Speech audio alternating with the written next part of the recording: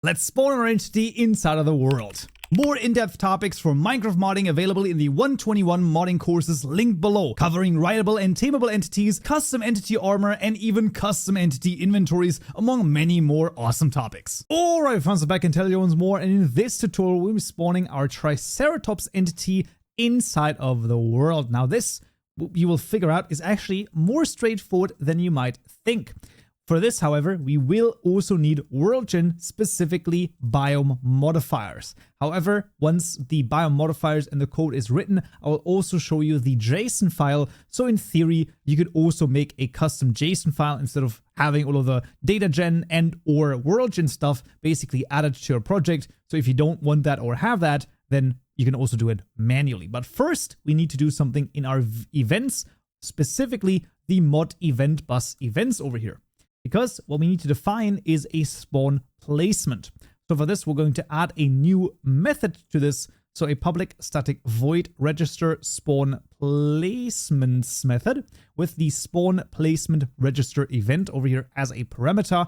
And as per usual with event methods, the @subscribe event annotation is very important. It needs to be the subscribe event annotation. We need to have it a public, a static, and a void method with this particular class as its parameter. And then we can call event.register mod entities.triceratops.get with a spawn placement types.onGround, because, well, I want my Triceratops to spawn on the ground. Then a height map of types motion blocking no leaves. This way it is not going to spawn on leaves. And we also have some additional spawn rules from animal : check animal spawn rules. And the last thing here is going to be the replace operation, and that is it. Now we're going to go back to front over here. So the replace operation, you can either do replace or end, and you can even see what each of these do.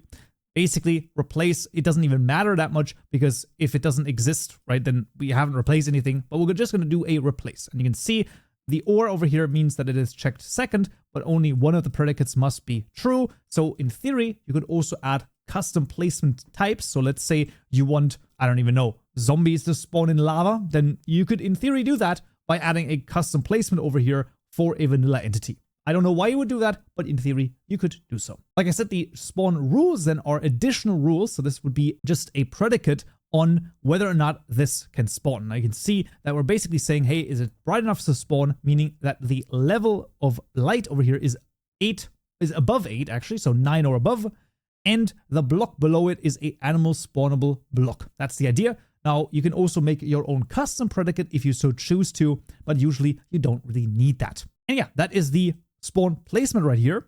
When it comes to actually spawning it in the world, that happens in the Biome modifier. That is where we're going to need a resource key of Biome modifier, and it is going to look kind of like this: spawn_Triceratops.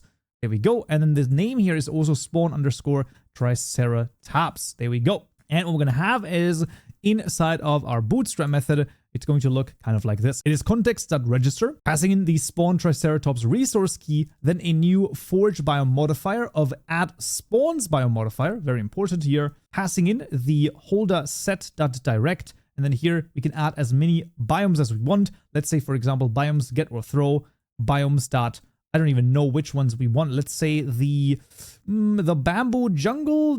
That seems a little bit crazy, but why the frick not? And then let's also do the biomes.plains, because those ones are usually the easiest to find the mob in.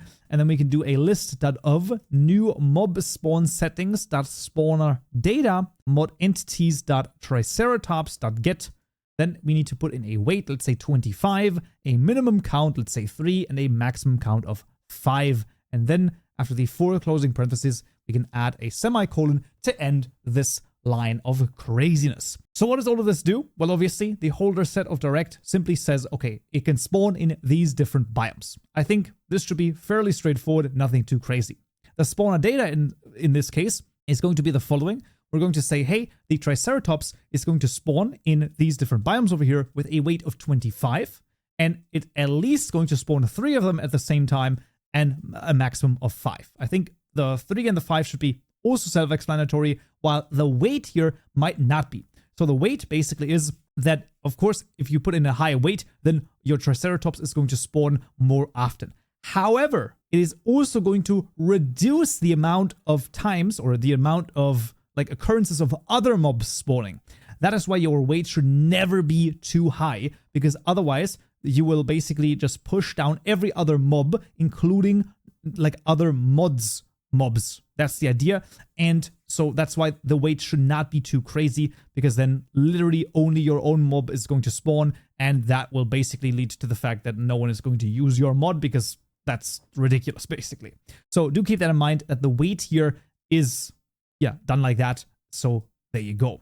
With this though, we have everything we're going to need. So we're going to run data gen over here, and then we're going to look at the JSON file. So this is going to be under generated resources data tutorial mod forge biome modifiers, and there we have it, spawn triceratops. And you can see it pretty much is the exact same thing that we have done right here, right? I mean, this is literally the reason why we have the data gen, so that it basically just takes the data that we have from the code and it generates a JSON file out of them. So in theory, if you don't want to have all of the world gen stuff and things like that, you can also just take that JSON file, put it into your own folder under data tutorial mod forge biome modifier, and then, name it whatever you want, and there you have it. That's basically the idea.